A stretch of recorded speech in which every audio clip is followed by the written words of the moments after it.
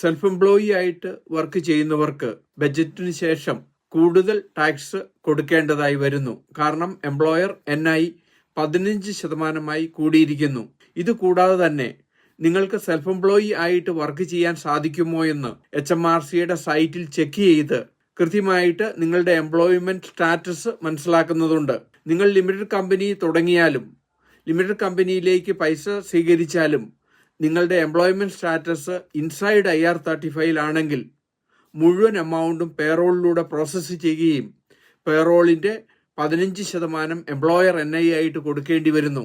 HMRCയുടെ സൈറ്റിൽ check employment status എന്ന link click ചെയ്ത് എല്ലാ ഇൻഫർമേഷനും കൊടുത്തതിന് ശേഷം മാത്രമേ നിങ്ങൾക്ക് സെൽഫ് എംപ്ലോയി ആണോ അല്ല നിങ്ങൾ ഇൻസൈഡ് IR35 ആണോ എന്ന് തീരുമാനിക്കാൻ പറ്റുകയുള്ളൂ. ഇങ്ങനെ ചെക്ക് ചെയ്തില്ല എങ്കിൽ നിങ്ങൾക്ക് വലിയ ടാക്സും പെനാൽറ്റിയും കൊടുക്കേണ്ടതായി വരുന്നു.